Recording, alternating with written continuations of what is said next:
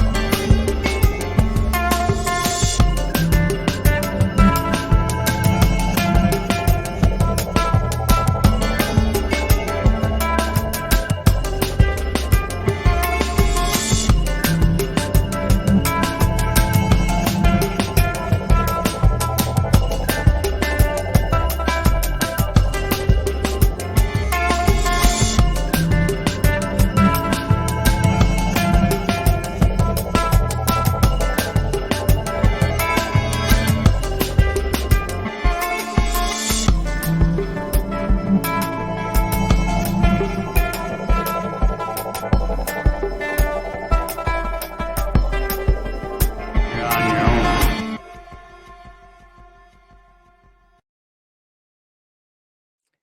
Hey, everybody. How are you? I'm so glad you're here with me tonight. It's going to be a good one. Thank you so much for the raids, Detroit Jimmy and React DMB. You guys are amazing. Yes, from the Annex, a raid command is a good idea. Charlie, hello. Escape Velocity, hello. Y'all, anybody can shout anybody out. Please do me a favor. Shout each other out. We should all be following each other. Raiders, if you're new, thank you so much for being here. You guys that have come back, thank you so much for being here. I'm so glad to be here tonight. My guest is from the Annex. We're going to have a blast.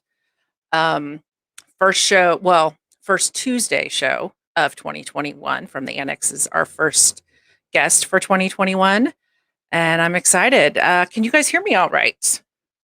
I'm assuming so because nobody said, hey, you didn't unmute your mic or anything like that. Hey, Carla, thank you so much. Carla is the real MVP. Thank you, Soundcheck crew. You guys are amazing. My early arrivers. You guys are like, you're like the people that show up at the rave at like 9 o'clock saying, do you need speakers moved? You know, are there wires that need to be taped down? Like, what do you need? You guys are the best. Thank you. Appreciate that. Yeah, let's give props to Carla, who's like wild and crazy, amazing VIP moderator all over Twitch. What will we do without her? Hey, BK, good to see you. So real quick, let me shout out Dizzy for his cheers. I really, really, really appreciate that. You're amazing. Your support is fantastic. And yeah, I love it. Thank you so much. Yeah. Oh, yeah. React always first to the event, last to leave. Yeah. I feel you. I definitely feel you on that. I don't have anything else to do. Might as well show up at the rave early. All my friends were there anyway. Uh, all right. So, yeah, for new people, my name is Carly. Thank you for coming here. This show is called D&B Q&A with Curly. I broadcast Tuesdays at 7 p.m. Central and Saturdays at 7 a.m. Central. On Tuesdays, I have a guest and we talk. I get to know them. There's so many cool people on Twitch, so many wonderful people that I've met, and I just want to know them more. So that's kind of how this show started. And I'm so excited because people keep coming on and you guys keep showing up. And I mean, it's fantastic. Yes, Ellis, cup of tea and a chat. Actually, kind of sort of inspired a little bit by Inside the Actor's Studio, and then a little bit by the idea of like sitting down and having a conversation over like a drink or a meal. Um, so yeah, we're here to have fun. We're here to have a good time. I hope we all do that. And yeah, if anything comes up during the night as far as AV, tag me in the chat so that my old eyes and distracted eyes can see them or can see the comments. And if you guys have any questions for our guest or for me or for both of us, tag me in the chat and post your question. We'd love to answer them and, make you guys part of the conversation. You're part of the team. Yeah, the Reverend and the Carpenter tonight. I don't know what that means, but I'm a little scared. So what else? I'm a little distracted tonight or a little weird tonight. I had to take some migraine medicine. It has a lot of caffeine and I don't usually do caffeine, so I may be a little speedy tonight. Could be fun. Who knows? From the Annex could get a treat. So I'm looking through my checklist, which I have to say, so From the Annex really, he helped me out today because he showed me his checklist that he does before his stream. And I suddenly felt like a normal person, given my serious need for checklists as I prepare, so that I do have a tendency to forget things. It's not just a parachute, unlike my list of questions. So yeah, I do have an active follow set up for From the Annex. So if you guys are not following him, please do that. I'm also going to right now post his information so you can follow him. If you're not following him, you're missing out, and yeah, you'll know why as we talk. Yeah, so let's do a couple quick announcements, and then we'll go ahead and jump right in and get started. So something cool happened today. DJ Erock hit 400 follows, so large verticals to him. I'm super excited for him. I also have to say that Gouda D&B really helped out with that. He's like a fairy godmother for follower goals. So big ups to Gouda D&B. He got me to my first 100, and yeah, he seems to enjoy doing that. So props to him. I'm going to shout him out real quick too. Hey, Burner, what's up? Okay, so I also want to say that super community supporter and friend Cleva Gal had her first stream on Sunday. Her show is called Beat Salad, and she talks about drum and bass music. And she's also a really experienced gardener, so she gives lots of cool advice about that as well. She's going to help me find some houseplants that will hopefully survive in, the sort of less than ideal light of a apartment. So, and she's going to be doing pop-up streams with her cat, Moving Shadow, called Fauna and Feline. Basically, she let us watch her cat play with the laser pointer, and it was like the highlight of my it was like one of the highlights of my Sunday, I have to say. So I'm shouting her out right now. If you guys are not following her, please do. I think you'll enjoy it. At the very least, watching cats play with laser pointers, I mean, that's amazing.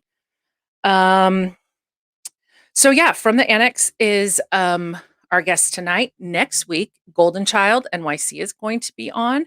If somebody could please shout him out in the chat, that would be amazing. We're going to have a lot of fun. He had a really cool stream last night. The guy is just an incredible wealth of knowledge about sort of the source material of drum and bass, as well as drum and bass. I'm super excited to hear his story and get to talk with him and duke it out over pineapple on pizza. So should be fun. Um, Also, so everybody knows, I'm going to be doing some more emotes. So if you have any input on that, please whisper me. Or my super awesome friend, No Use for Anger, has given me a little channel on his Discord, sharing an invite to that now. And yeah, so basically, I'll just use that there to like ask you guys questions. You can ask me questions, make suggestions, whatever. So you can suggest emotes to me if you like, um, or whatever questions you want to ask the guests, people you think I should have as guests, all of it. It's amazing. We'll talk. Um, okay, so before we actually get into this, there's something really quick that I want to mention. So, DJ Audio One, I do not know him personally, but he is a friend of the entire 916 Junglist community, and he could use our help. So I'm going to read something that Ratfink 303 wrote about the situation because I don't know it as well. So as you may have heard, Audio One suffered a stroke and has been in the ICU. Please consider supporting his recovery. Alex is a true friend of 916 Junglist, a pillar of the DJ scene, and just an amazing human being. So I'm putting a link in the chat right now that will take you to an Instagram post that has all of the information about how you can help. So please consider doing so. If you can't help monetarily, of course, this is a crazy time right now. But maybe you want to share about it on your socials. And yeah, there'll be a timer also. The timer hit right before I manually put the link in there. But yeah, so any, generosity you guys can spare, even if it's just sharing it with folks, that would be amazing. Okay, that's it. 10 minutes. All right, we did it.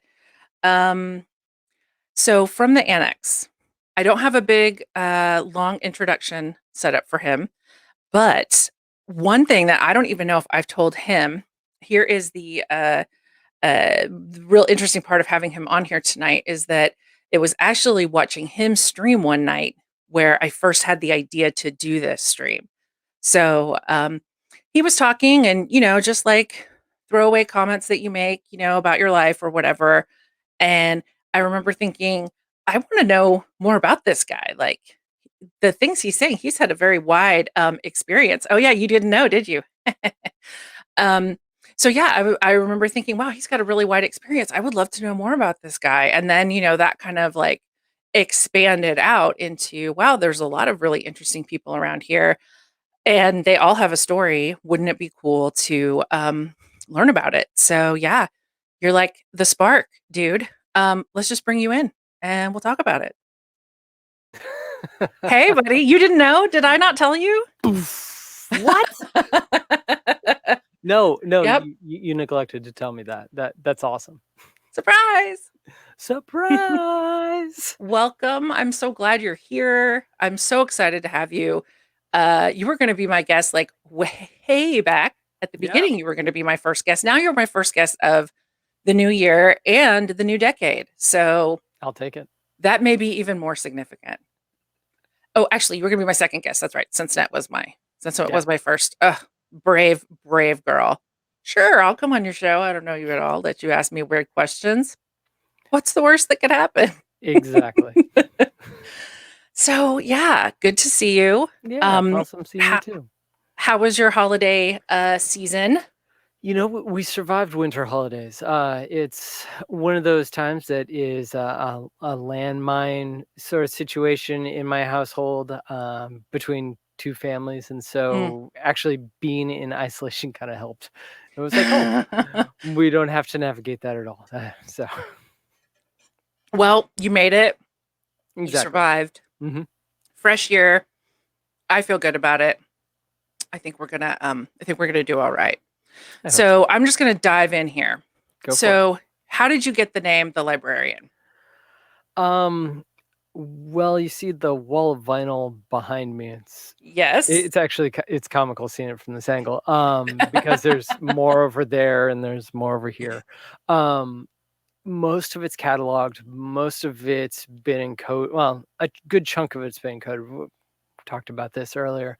Um, it's now on its third iteration of being encoded because encoding has changed and technology has gotten better. Now there's FLAC. Now Serato can Mm-hmm. handle FLAC.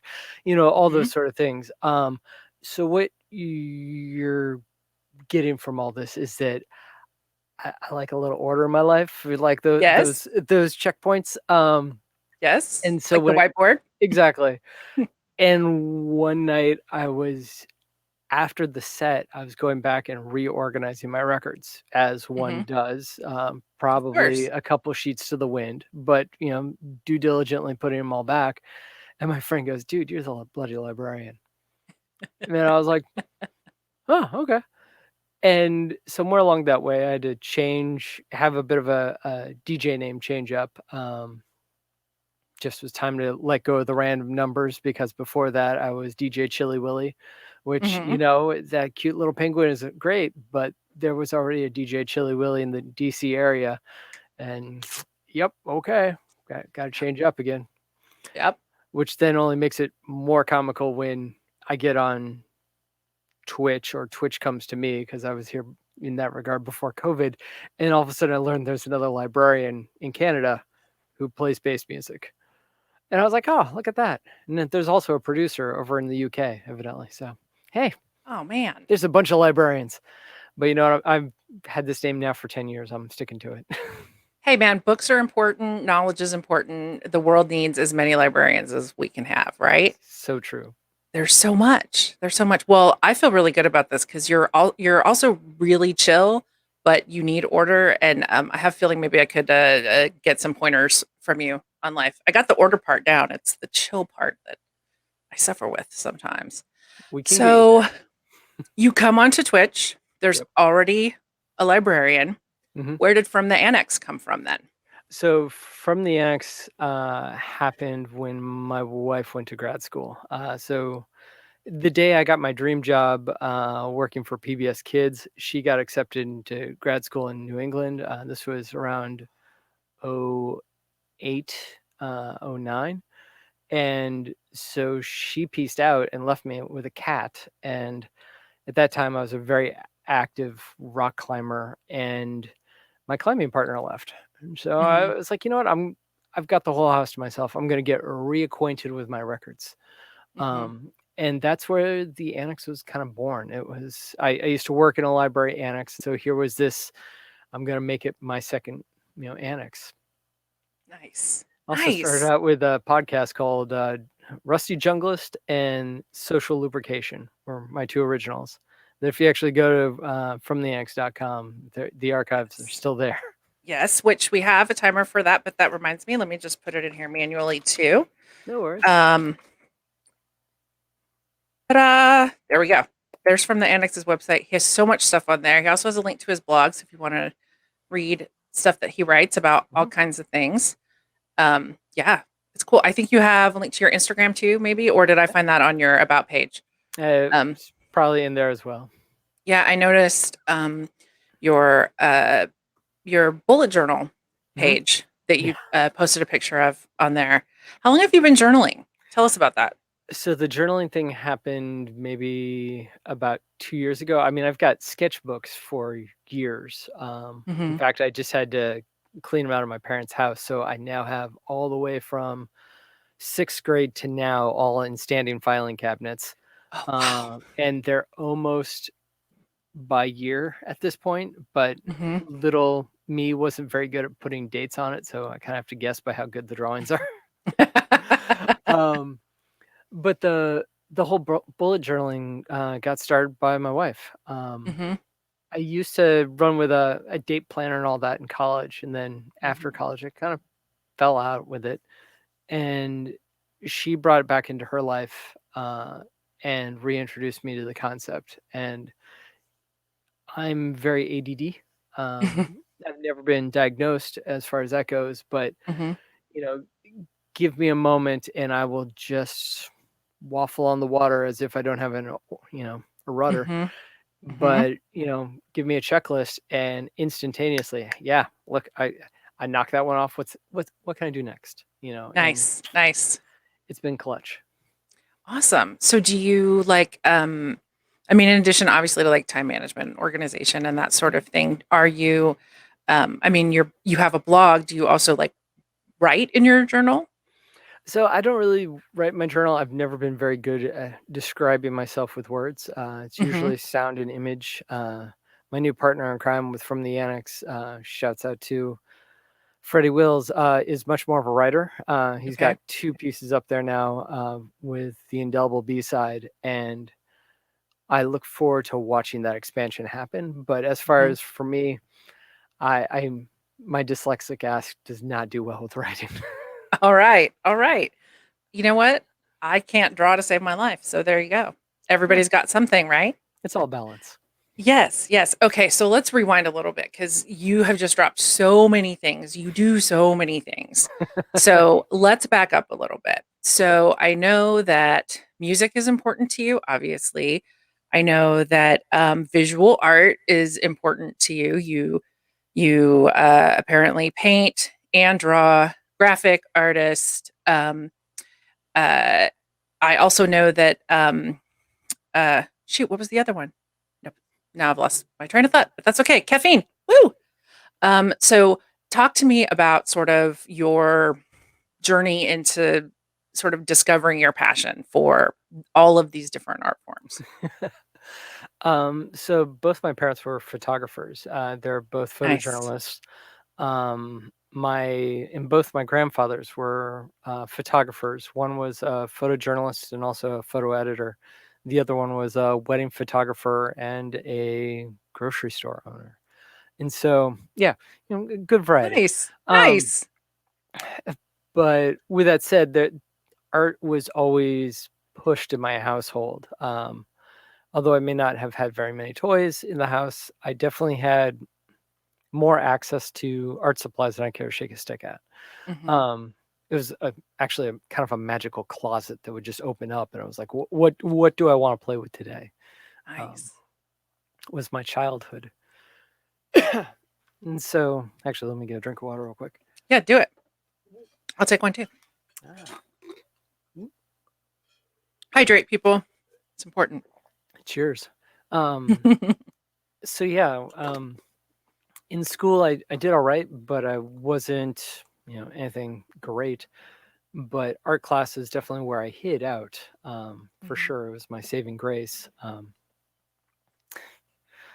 And so then when I went to college, after being convinced to go to college, as my dad reminds me, I fell in hard into the art school, and that was amazing for me because all of a sudden I didn't have to do as much of the other. I could just Hmm. focus on art and dive straight into it. Um, and because it was a state school, I had to take lots of varying art classes, and that helped build the jack of all trades that I kind Hmm. of came out of school being.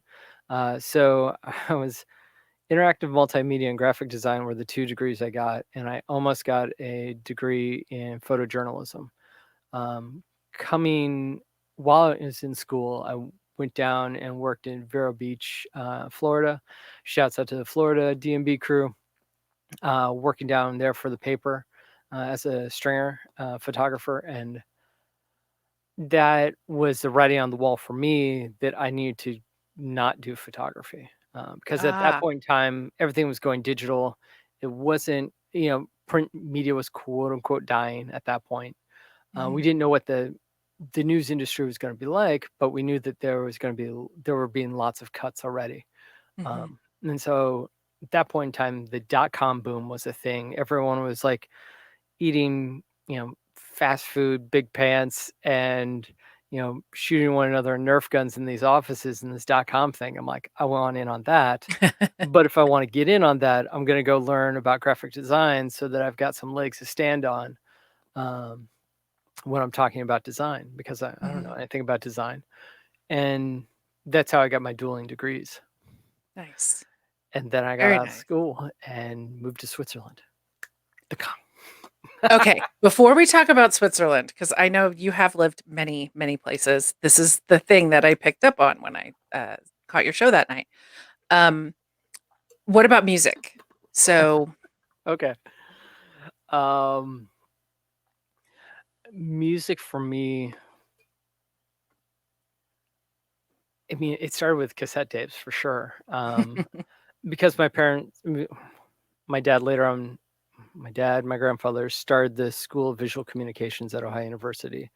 So I had access to a lot of college kids as they were, my surrogate brothers and sisters. I'd get off school as a latchkey kid. I'd go hang out in the office.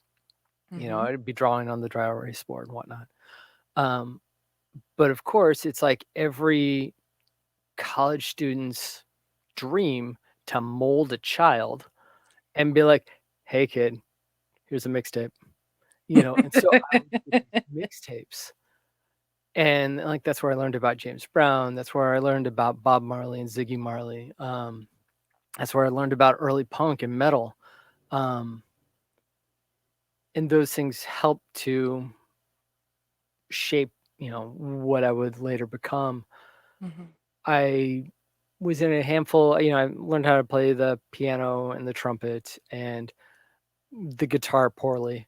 But I could play well enough to be in a punk band and to start my own punk band and try to be a part of the scene in Athens, Ohio. Like I said, we weren't very good, but we had fun trying. And really that was, half of the fun was building the flyers, getting people to come to the shows, the ridiculous antics that you did in a, Knights of Columbus Hall, because it's the only place that would let underage kids, throw a party. right. Yeah.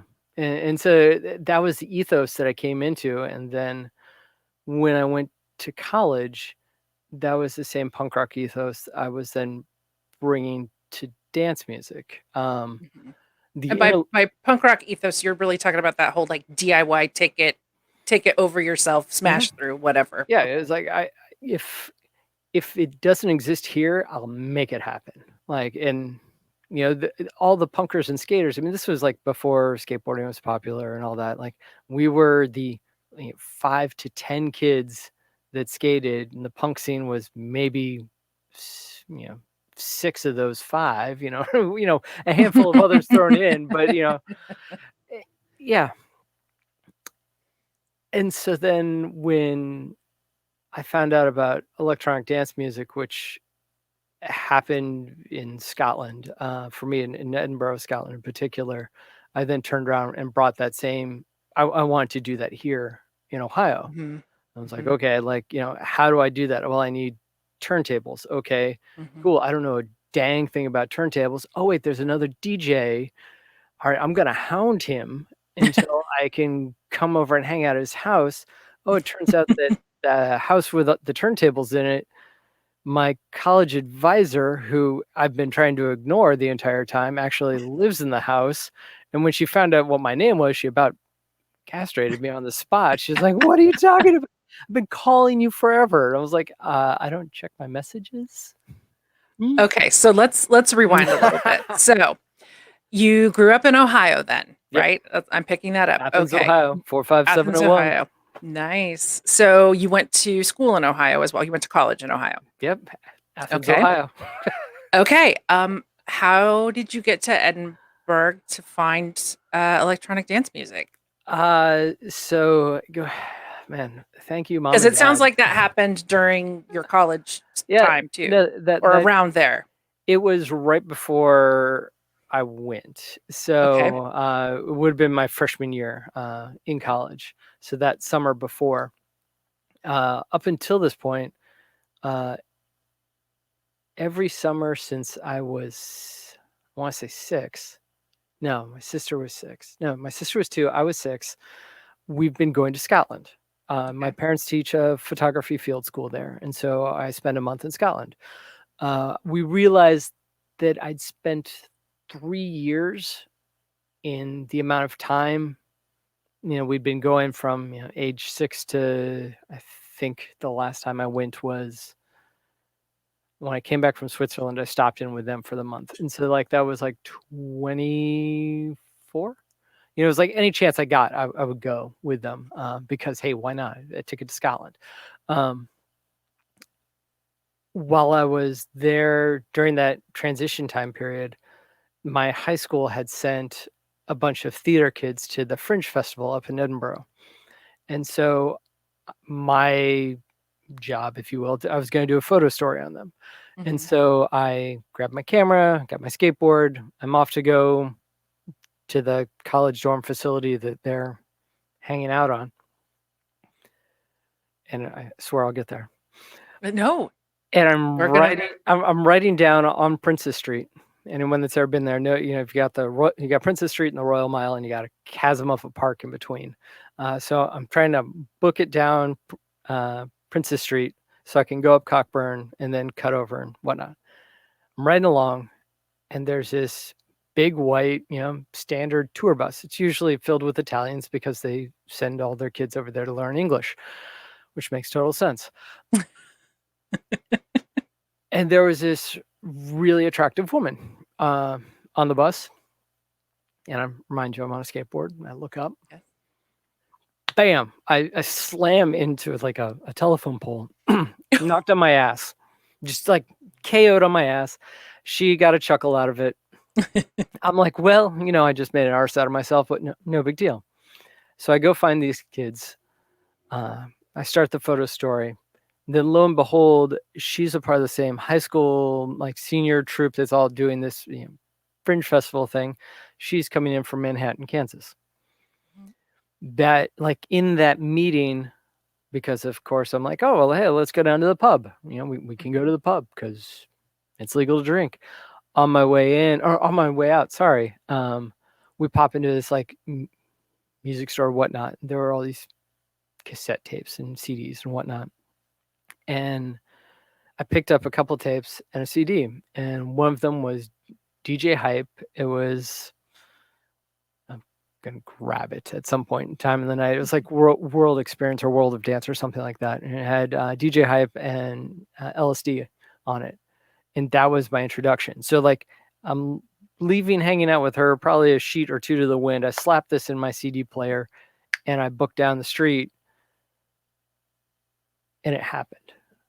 It was just like, and this is the music I want to play. It was 6 Million Ways to Die, and I'm like, I'm all in. It's been my ringtone ever since, and I've just been a sucker for the sound. What year was that? 97, 98 for me. Awesome. So I was not early, but I wasn't late in that same Nope. era. So like I came right in my mind, right as golden era kicked off. Like it had plenty of time to build up. There might have been a good couple of years ahead of it, but 97 for me was the pinnacle, and then taking it into the 2000s, and then kind of like the lapse as it went into the 2000s, the typhoon wave, if you will, and then kind of goes off into other realms. Some are awesome, some are not so awesome, but that I'll digress. And that's like pineapple pizza right there. Okay, so you you find this magic hype CD. Mhm. You're absolutely smitten. You come back to the States. You like immediately. You're like, that's it. I have to be a DJ. When you're locked in. Pretty much. Okay. At this point, I'm hanging out in my college dorm. I've got a Marshall amp and a really old, Fender Telecaster, or no, Stratocaster. Sorry, I should know my guitars. And it's the last thing I want to play. It's the last thing I want to touch. I was just like, this sound is so old, you know. Yeah. Fortunately, I wasn't dumb and sold it to someone where I'd never get it back. Unfortunately, I sold it to my uncle, in which he now plays in a band, and I'll never get it back. Uh, But I digress. I've picked up other, instruments along the way. Um, but that was the seed money that I took to buy my first set of turntables, COD. And they were straight European set with like the weird funky adapter on it, and they were painted a weird matte black, and I loved them to death. And they were my go-to turntable until I came to DC, and that would have been 2002. I mean, and I'd replaced the RCA's in them. I'd done all sorts of Mhm. real poor soldering. And they're now my boy Freddie Wills. He's got my original decks. I can now see them. Wow. At one point in time, they were all covered in stickers. Actually, both of them were covered in stickers. One got stripped of all its sticker regalia, and that's for another story. But the other one still has all of its stickers on it. So it's a Nice. time capsule. Nice. So you get your decks, you find this other DJ. Mhm. Does he take you under his wing, or is he kicking you to the curb? Like, kid, get out of here. You're going to have to figure it out. You know what? I think there would have been a lot more gatekeeper action had my college advisor not been in the same house. She was awesome, big ups to Kate Brown. But she let me in the door. And Mhm. so I would come over and hang out. And it wasn't even like that I got to play on them. I was just Mhm. watching. I was train spotting, trying to figure out anything I could get gleam my hands on. This is Friday, so it's like you got the back to back of The Simpsons and X Files, and everyone watched the X Files, and some people watched The Simpsons. But while The Simpsons were playing, I'm glued to this, dude on the decks, and it was a rotating crew of people. I shouts out to Noah DJ 40 ounce, who I've no idea how he beat matched, because I swear he didn't have any sense of rhythm, because the sound that was coming didn't match what he was doing with his body. But man, he was on point and he knew his game. We had He So High that would always come down out of I want to say it was Columbus or Akron. I know Tatantan would come down from Columbus. We had Transparency, Douglas Black, who at that point in time was Morpheus, or oh man, what was it? Or Dig Dug was his other handle. Lemon Lyman. Jason Temple. And I know I'm forgetting loads of people, but like they would just rotate in, and I would watch, trying to figure it out, and then go home and try to do it myself. And this is also working with a record store that at that point in time didn't actually bring in dance music. This was before I was working at the radio station, so I wasn't getting tunes yet. Mhm. And so I was going to the record store just trying to guess, because of course it's also a record store where you can't preview your music. So I'm sitting here reading for dub, disco, or bass. If they say any of those things, I'm like, okay, I'm going to take a stab at it, because at least I can bring it back. Mhm. And that's how I started spinning house, because everyone told me it was easier. It's 4/4, you know.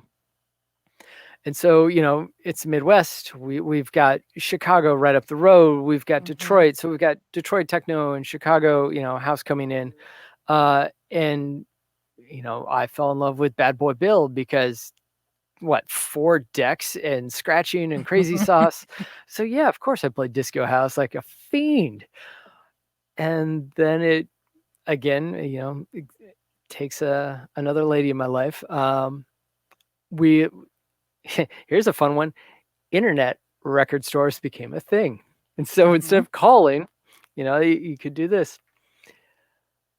And so I think it was Satellite Records or Planet X, one of the two. They just opened up their site. But what they'd done is they had just put everything, like anything and anything you could imagine was on, but they wouldn't necessarily have it. And so you'd order like $200 worth of records, and you might get 40 back, $40 worth of records back. Right. And so she puts in an order and buys all this really amazing Intelligent Jungle. And I was like, okay, cool. Game on. It's right here. you don't mind if I touch your records. Bam. It was like I could kind of spin house. Jungle I got. Like I figured out the phrasing, everything just it lined up. And that's when the phone cards started coming up. That was when I started like calling and trying to figure out when like the orders would come in to Mm-hmm. call, and then figure out time zones and long distance calling to be like to listen to a record and be like, no, I don't want that one. No, you gotta like Raga Jungle and blah blah. And I remember actually having a conversation with someone in Satellite Records, and like, Raga Jungle's dead. You won't be able to find any of that. This is 2000, Yeah, like, yeah, yeah. yeah. And it's like I kind of get that now after reading, All Crews and realizing the politics of that time and what that was going on. But at that point, man, that's what I wanted. I wanted that raga sound because I played in a ska band. I played horn in a ska band. I knew that vibe. I Mhm. didn't fully know what dub was, but God, if I'd known what dub was, I would have been all over that noise. I knew what reggae was. I could play reggae, ska guitar all day long too. So I was like, Mhm. I want that vibe. Mhm. Eh. Okay, so this I recognize some of the names I think that you mentioned were like rotating in and out of this house, Mhm. and like the overlap and connection in the states is just incredible. I know Tantanton Mhm. did Oh, do drum and bass sometimes, but he's amazingly just versatile and varied in his styles and taste. Was it all kinds of different styles that were it coming in and out of this house? So you were just like broadly exposed to everything? wildly exposed. And that was actually the part that if I could bring back anything to From the Annex or to real life parties again, it would be not doing one genre for the night. Hmm. So we'd have 4 DJs, and we would have to craft a night, knowing those DJs and knowing their musical styles, and it pulled in so many more. It pulled in more of an audience in and exposed more people to more things. Hmm. And so, like, yeah, the first time I saw Tauntaun was in a warehouse party up in Columbus, Ohio, and he had like half of an orchestra set up and his computer rig. And it was the weirdest setup because they're in the middle, and so it was like a break dance battle style where we just encompassed where he was set up in a big circle and just took it all in, and it was like, this is insane. Um, yeah, and then he was right next to the local chicken shop at this house dropping records, and I'm like, mind blown. Okay, cool. Like that happened. Um, and it's both where I've got a bit of a trigger for people that I perceive as famous, if you will, where like I get intimidated. I'm like, I don't know what to talk to you about, but then I'm like, oh, you're just a normal human being, just like me, Mhm. and I have to remember that. Happens to me all the time. But then I'm like, but how did you orchestrate that thing? I mean, you had an orchestra and a computer, and not a fast computer back then. Well, I'm sure it was smoking back then, but it was probably like 512 like memory in it or something. Okay, so I picked up on you were throwing parties at some point, and Mhm. you're throwing them in Athens, yes? Yeah. So yeah, not a big place, not a lot of DJs. You got 4 DJs, they all spin different stuff. Well, How did you get started throwing parties, and the what DJs was the kept scene like? rotating out, and we'd invite more, but I Okay. digress. Yeah, so the mantle got handed down, and mind you, I was a dancer in some regards before I became a full-on DJ. So if the way I choose my tracks is, does it make me want to dance, which I think is kind of pinnacle for most DJs. If you don't know how to shake your ass, then there's something wrong. I say that, and then like 5 other DJs I really respect be like, nah, you won't find me on the dance floor. Shouts out to Rob One. But so the Mantle was originally this group called Universal Groove. They threw some amazing parties. They were a part of Family Affair, which was a really big rave that happened in the Midwest, and a series of raves that happened in the Midwest. It went from there. It changed hands and was then known as Headroom, and that was like The first crew of DJs left, graduated, moved on to bigger, better, amazing things, and the next set like locked into place. And so that it was just kind of it would happen, and like as it was almost like the seniors would take over in that regard. Mhm. And so as they graduated, and then the next level of DJ would step in and be taking the party. But during the whole time, you're a part of the street team, you're, making the flyers, you're distributing, you're running sound, you're, doing whatever it needs to be doing, like hosting. Um, and that was how our network happened. Mhm. And part of that, I mean, that we were a bit gatekeeperish at times, but if you were a face Mhm. and you were there all the time, all in. But if you were new Right. and you were just like, hey, I'm this amazing DJ, I was like, come out, hang out at our events, hang out for a Mhm. month. All right, cool. Let's throw you on the decks. You can open up. You know, Right. Right. come hang out with us afterwards, and you can run the after hours. Mhm. Those sort of things. Mhm. And some of it was pure dumb luck. My partner in crime, Nick Pierce, the first time he got on his decks, one of the DJs was like didn't show up or was too drunk or something. And the other DJ turned and looked at him and was like, "You got records?" And he ran to the trunk of his car because he brought his records every time he came to the party, grabbed his records and ran in. And I was like, "That's amazing." I don't drive, but that's amazing.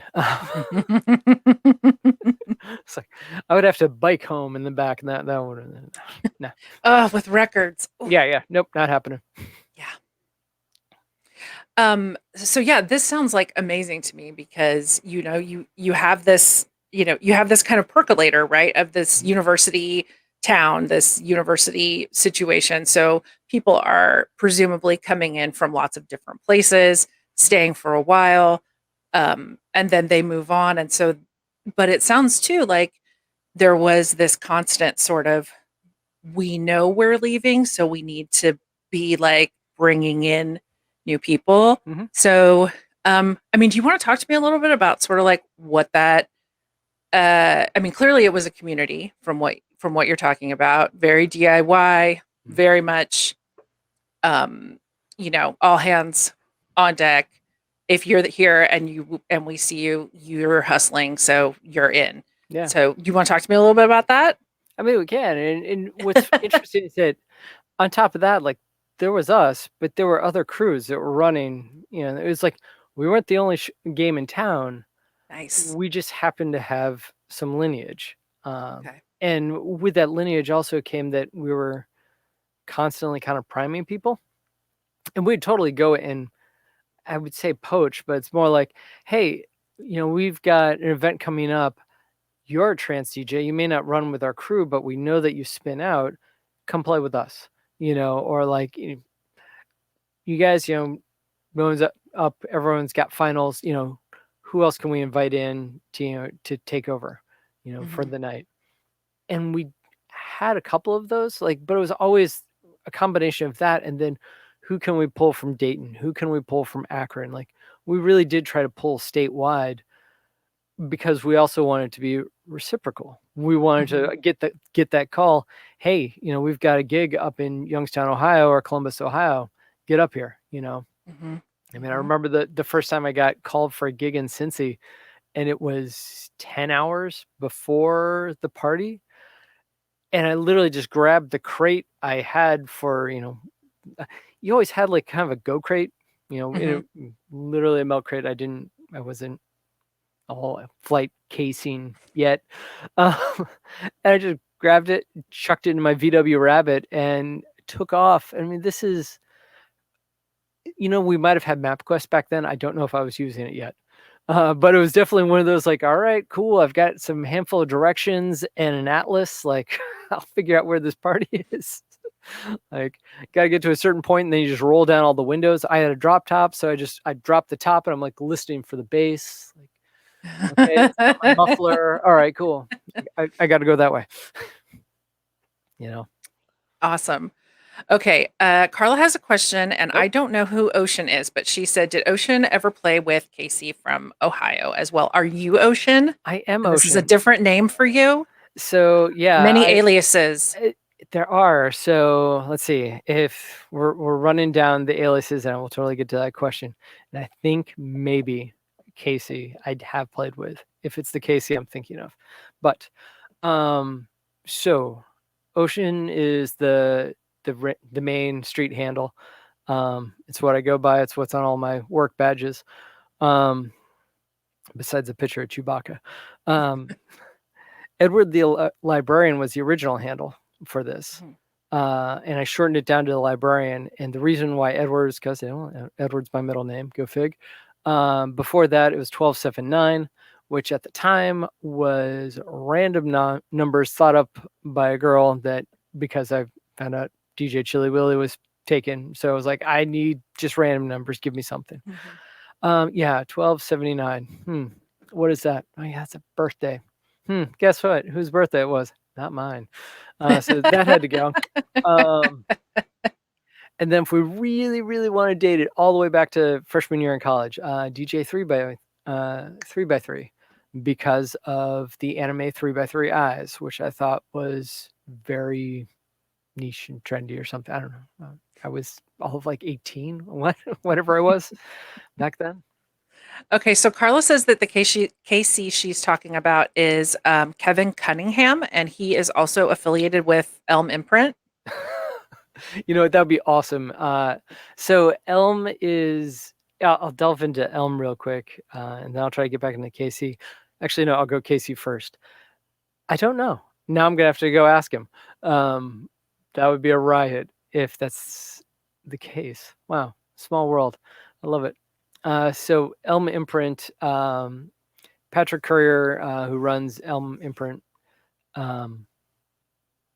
is a DJ and work buddy, friend of mine. And he was working on a project called Faction Digital Recordings, and he needed a logo for that. I was wondering if I could reach over and grab the logo.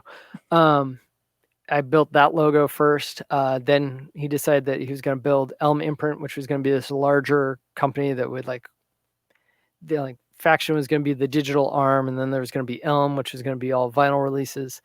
And so he's like, "Hey, I need another logo." And so I did another logo for that. I've done some shirts now.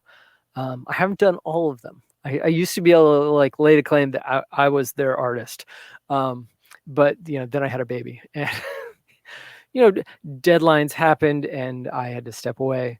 But big shouts out to Elm Imprint and that whole VA crew. Okay, so I'm trying to figure out where we were. I love this, the meandering. This is how conversations happen in real life. Oh yeah.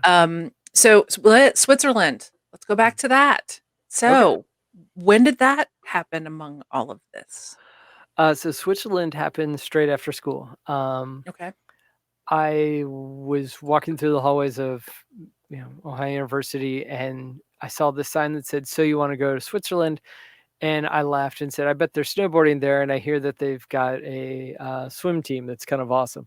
Yeah, Switzerland and Sweden, two different places. Whoopsie. Oh well. I digress. I knew way more than what they needed as far as a hire, and so they brought me over. And I was it was I should tell you what it was. It was a nonprofit that dealt with human trafficking. They advocated to the UN to more or less say hey, this is a thing. You should take care of this. It's called Franciscans International. When was this? What year was this? Oh, let's see. This would have been no, it must have been 2002. So very early in the human trafficking conversation. Yeah. So it was about 2002 because I graduated straight out. I sold my entire PA system at that time. Most of my recording stuff. I didn't sell my decks and my mixer or my records, but I had to leave it all behind. And so I went with pretty much a snowboard and a computer on my back and was like, all right, peace. I'm going to go do this. I ended up working. I got it so that I had 4-day weekends every day of the year, and I would go snowboarding. And so I was in the prime of my shape and the prime of my life, snowboarding my butt off. and there was this great little record shop that was in this kind of like dungy warehousey district. It was called the Lion's Paw. It was all reggae and dub, but on the floor was someone's entire drum and bass collection. And so and no one seemed to like want anything with it. And like at that point in time, identified anything with the baby's cry, the James Brown cry. I was like, Yep. that's old school. That's what I want. That's what I'm digging for. And so like those were all the stuff I was pulling. So it was like Kenny Ken, I'm pulling like early Aphrodite, I'm pulling, DJ Hype. And I also want to turn around and just like start pulling out records. But I amassed this ridiculous collection in Switzerland, only hearing it in the store. Mm-hmm. And so it was like I listened to it once. It was, yep, this is coming with me. And so my grandfather at the time wasn't doing so hot, and he decided that I should be home for the holidays. Mm-hmm. And he flew me back, which was amazing and freaking mind-blowing when I think about the cost of it now. But I almost didn't make it because my dumbass had duct taped 2 huge cardboard boxes full of records that when x-rayed looked like massive cylinders. Guess what had happened not too long ago? Yeah, bad time. Yeah. Real bad time. Not only a bad time to be an American traveling abroad, but now, this. So yeah, I got strip searched. And after they cut open the first box and took one look at it and they said, what is this? And I said, 1950s, 1960s jazz. They allowed me to put it on my clothes and I boarded my plane and I went home.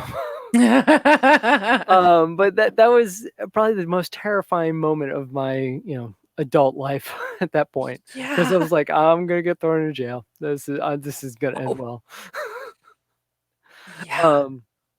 So I get home. I'm super stoked. And this was like it was more or less a drop off. Like I came home, saw my fam. It was amazing. Dropped my records off and then went back and bought more. And at that point in time, I started getting in with the Jungle Train crew with early internet radio. And so I don't speak much French. In fact, my French is horrible. My Swiss French is appalling. So with really broken Swiss French and English, I was able to weasel my way onto the decks and start running, internet radio there. Now, again, not necessarily having access, I wasn't playing parties or anything. Internet radio was just about as good as I can get. Admittedly, I was focusing on my career in snowboarding. After about a year and change of that, I decided, okay, .com is still blowing up. I'm gonna go make my money. Gonna make the money while it's good. As I'm flying home, the bubble bursts. And I'm like, well, I'm back in Ohio. So what did I do? I started throwing parties again. We started Art versus Sound. Me and our record, an old compatriot who'd started Annihilation Records, which was another online record store that was breakbeat, hardcore, and jungle. And so it was like Nitrous records, like lots of Space on Big Cat records. When I think about all the people I've called and like cold called and talked to, being like, hey, can we buy hi, I'm this kid from Ohio. Can I buy a flight of records? And big ups to Ian because he more or less ran it. Like the handful of times like I got a hold of it was mainly because he was inebriated and needed to happen. But it happens. But we started throwing these warehouse parties because we got access to an old pipe fitting warehouse that was smack dab just outside of town. I mean, like 2 blocks off the main drag, in the middle of a residential area, and no one seemed to bother us. It was amazing. And so like people would literally come up and over the hill from like the main drag of Court Street, and there would be this party going down. and we tried to get everyone in, like Foursquare. Oh man, I forget what her DJ handle is now. It's like Black Mamba. Amazing house DJ. Her and her hubby, our partner, are just amazing human beings and the most gracious people I think I've ever met in my life. Ruckus Roboticus came out of that same era and time. He had been coming up with us earlier, but by that point in time, he was a friggin' phenomenon. Like this cat, I mean, if I could find it and link to it, I'll send you his first mixtape off Bandcamp. It blew my brain wide open. Anyone that can go from like hip hop to Led Zeppelin to the Beatles, it was open format before I knew what open or freestyle before I knew what it was, and I was just like, this is ridiculous. And it was early Serato. I think it might have even been Final Scratch, but I think it was Serato. Yeah, thinking about it. Which even that, knowing the lag, is also impressive. But yeah, no, and so we were throwing these events called Art versus Sound. We teamed up with the local art students. They would come in and do an art show, and then in the back we had the warehouse party. And so sometimes we'd have live art, sometimes we'd have like interpretive dancers going on at the same time. I was usually running some sort of projector and sound thing because that's what I aimed to do at the time, and I'd be playing music and running the sound. So Nice. yeah. Very nice. Okay, let's rewind though. Uh-oh. You said the people that you ended up calling and saying, I'm a kid in Akron, Ohio. Can you sell me a bunch of records? What kind of people did you end up calling and talking to? And did they send you records? Oh no, I mean, the moment that they realized we had an open credit card and we were trying to buy for a shop, they were all about it. And again, like I got put in the part that made me happy. I was the one that was sorting and cataloging and putting, labels on things. Besides just sitting in there and being like, "Oh, how much of my paycheck is going to go to my my buddy here? Hold on." It's like when you got that like fat stack of promos, except that you've given it to yourself and you've given your buddy some money for it too. You're like, "Oh, bloody." There we go. But yeah, that's the funny part. I would love to now know who I was talking to back then because I was just calling numbers, on the record being like, "Hey, can we get more of this? What do you got coming down the pike?" There's nothing more than that. So I'm just as blind, but I'm so curious who I was talking to back then because I didn't think to run down that rabbit hole. I mean, there's a lot of that where if I don't meet you in person, I'm not thinking about it in that necessary. And Right. also we live in this era now of information digging where it's like, if you want, you can run down who that person is by name, by blah, blah, blah, blah, and go down the tunnel. But I'm not going to know that, Derek so-and-so really is, here's his DJ alias, or this is even what he looks like. Right. Yeah. And then I'm also horrible with names. So then, womp. I relate. So you were calling just off the numbers off the label. Oh, yeah. And so I'm assuming you got a lot of labels as opposed to distributors. Yeah. How did you guys it sounds like you guys were, kind of, hey, let's have a record store. We'll figure it out as we go along. 100%. Hey, let's make a record store. We don't know what we're doing. We don't know that we're doing it wrong. Right. And I think by the time we figured out we were doing it wrong, both of us were like, I got a job, he graduated. And I was like, oh, well, hey, that was cool. We made a bunch of money and we got a bunch of records. Sweet. That works. But what I was always impressed with was like, that's how almost a lot of my white labels came from were those days. And then radio days as well. But, because we didn't have the distributor end, we either might have to buy a little bit, we were buying less, or we're getting all their promo stuff. I was like, well, we'll sell you the promos. Cool. Okay. So you come back from Switzerland, you're working with your buddy on this internet radio store. The bubble has burst. Internet record store. What else is happening? You mentioned radio. So, yeah. So I've been working for WERA campus radio all throughout college. And then when I came back to school, I was working for my local NPR PBS station affiliate, WOUB, shouts.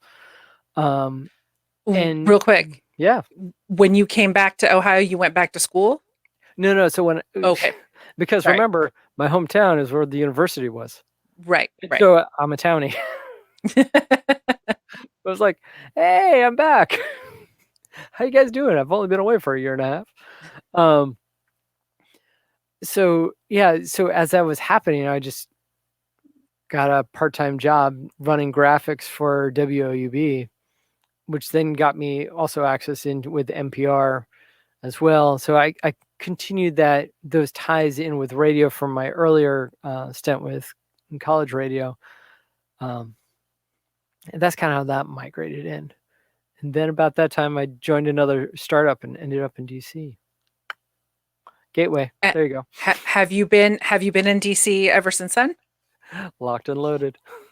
Oh boy. Yeah. I love DC. I've been a lot working in the job that I've went, but yeah, living there, it's I've been enough to see that it would be interesting, full of many things. It's exciting, and I'll let the internet in on a little secret. I moved out of DC, but I'm still in the Beltway. So I still claim stars and bars, but I can actually vote. Yes. Many people don't think about that. Wait, I have to live with politicians and I have absolutely no say about any of them? Yep. Yeah. Okay, so you're in DC. Have you abandoned DJing at this point? What are you doing when you get to DC? How do you find the scene? So I totally found the scene. Sorry, I'm laughing at Level Up Lady there. Oh, you know what? Somebody actually wanted me to ask a question. Fire away. I was so entranced.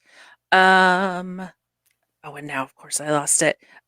Something about a shellfish out there. It is. It's something about learning you had a shellfish allergy. Use the Force Young One and Seabear 13 both brought this up. Thank you, family. Thank you. Where's her mug? Because only family would get you something this amazing. Yes. So that actually takes us back into Switzerland. But needless to say, I have a shellfish allergy. I found out on a date. So I'm eating sushi. You had never had shellfish up to this point in your life? I think I had, but I've never had a reaction to it. Okay. And so I'm sitting there, and probably popped a little like lobster sushi bit into my mouth, hanging out. No big deal. And all of a sudden I get very flush, top to bottom, a little splotchy. And I feel that my throat is closing up. And so I kind of end out the date. I'm like, I'm going to peace. She thought I was totally blowing her off.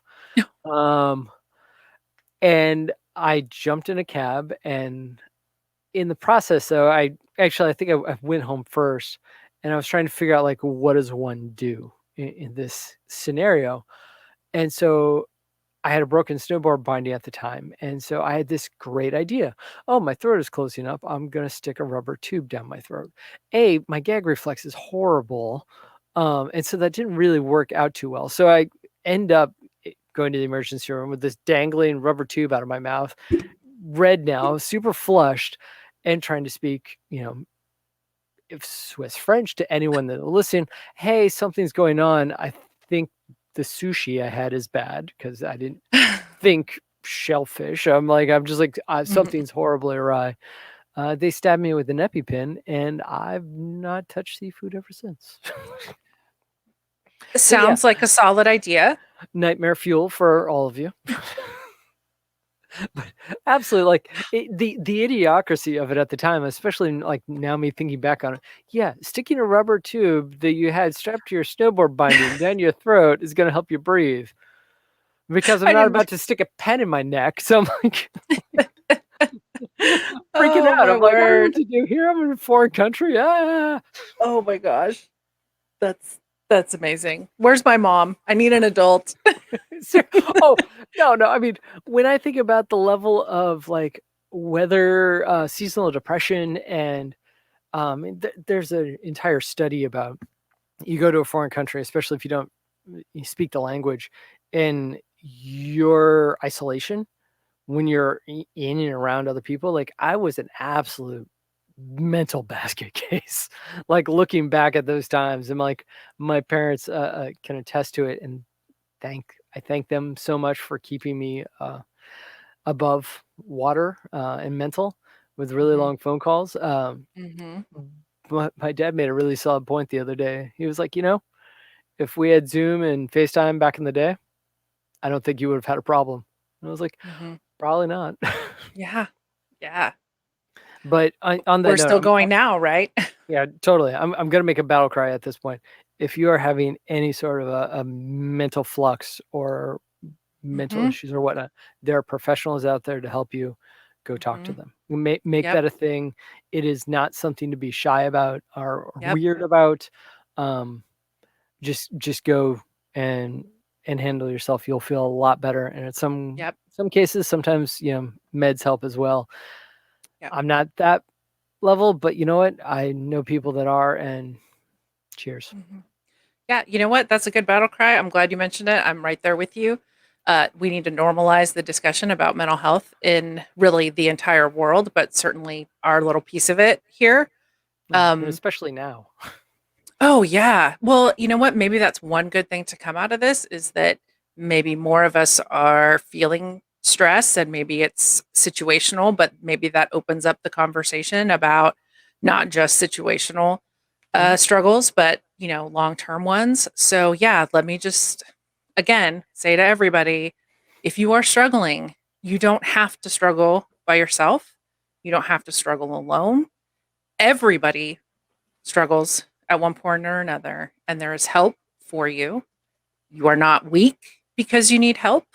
You are actually very strong if you will ask for help. And there are probably a lot more people around you than you realize who can relate and Mhm. who understand. And please do not suffer a moment longer than you have to.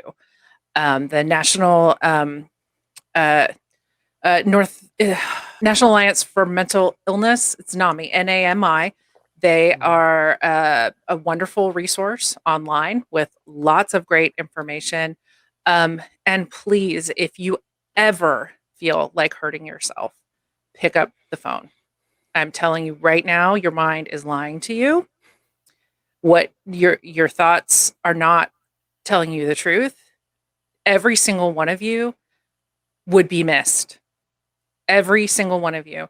That thought that if you have ever had it, that the world would be better off without you, that the people that you love would be better off if you were not here, is the biggest lie that your mind will ever tell you.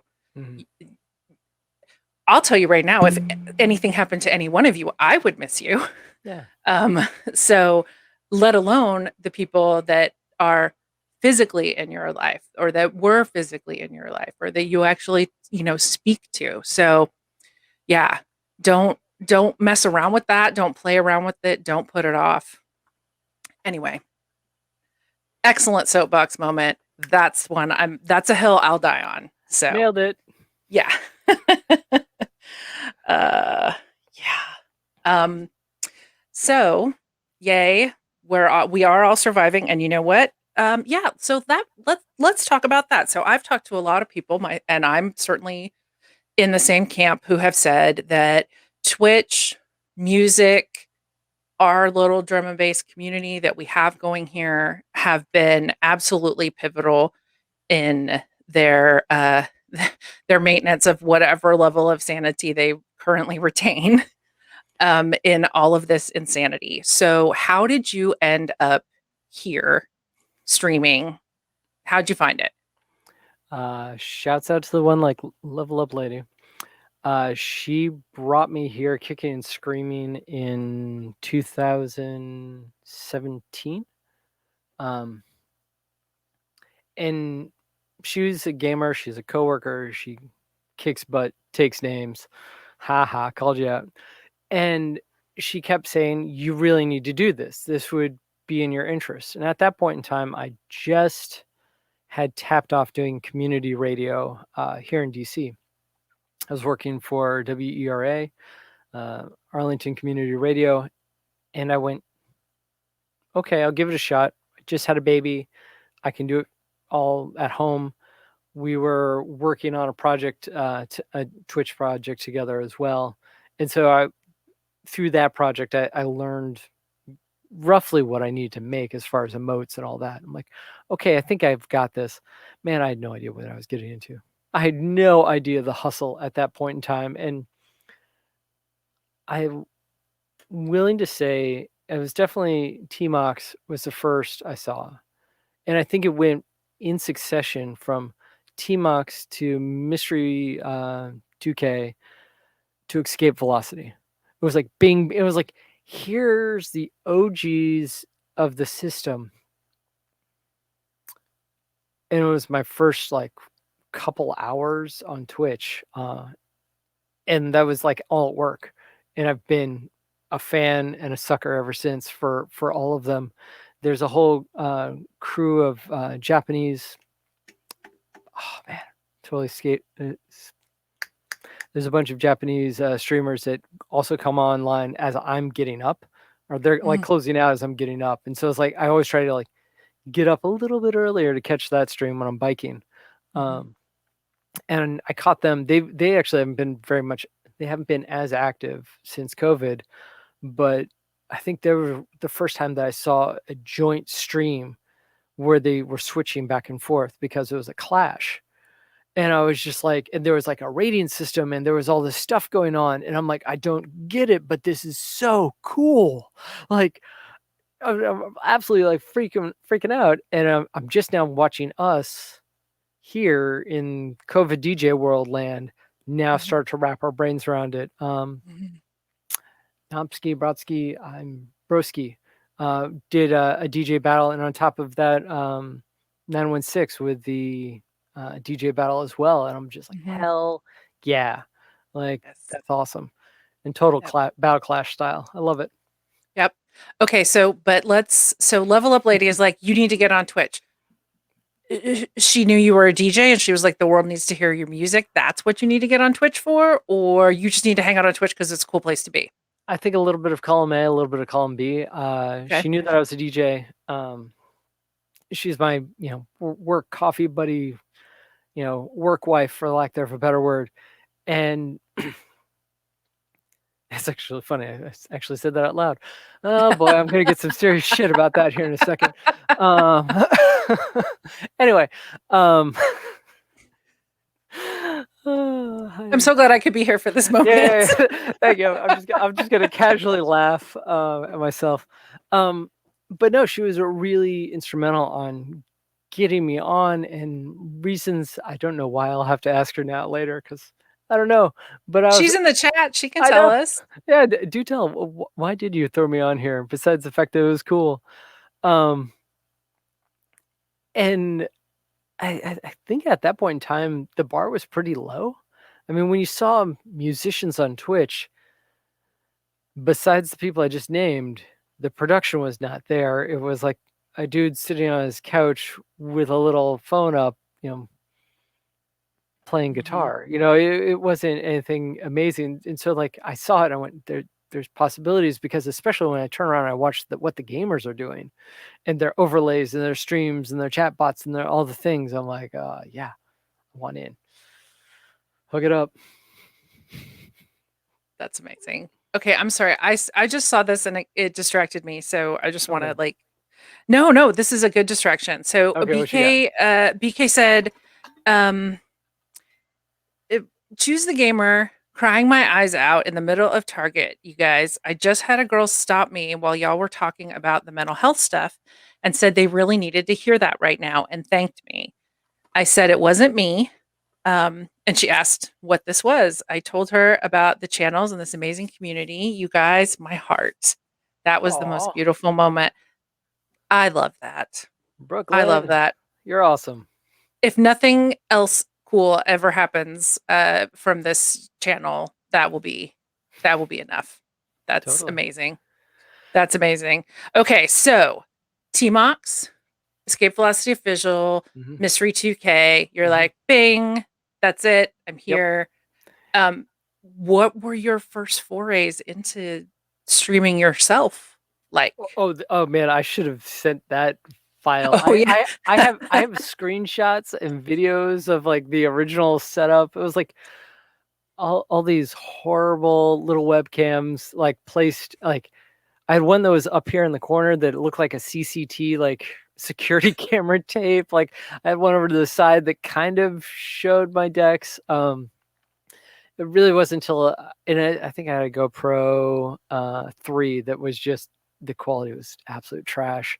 Finally, I got the 4K version after actually borrowing Level Up Ladies, and went, oh man, that is so much sharper. Game on, and I went to the one camera setup, taking the nod from actually all three of those DJs that I laid out.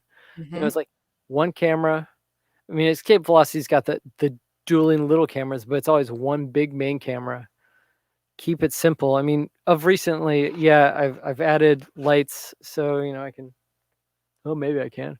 I can change the color. Hey, Hey, but those are fancy. cheap floodlights I got for Halloween. It's like LED floodlights. You don't need all the leaves yet. One day, I don't know where you would put leaves in that room. There are too no, many records and speakers and I'd rather have all my speakers. And what's funny is that because sometimes I have to clear all this stuff for work. mm, I mean, A1's giving me shit before. It's like you rebuild your studio all the time, and I'm like, yeah, because I don't have any more space. The rest of this room is all a child's wonderland. Like it's just toys and Legos and stuffies and dress ups. You know, this is my little man cave that she's now coming in and playing on, which is awesome. I absolutely love it. Um, yes. Okay, I want to talk about that okay, because I no saw worries. something recently. I want to talk about that. But before we go there, so sometimes you have to tear this down Oh yeah, for work. yeah, for work. So I do Foley and sound design for PBS Kids. Mhm. On top of, I'm their associate director of design and sound. And so on occasion, I have to reach down and grab a synth, maybe two.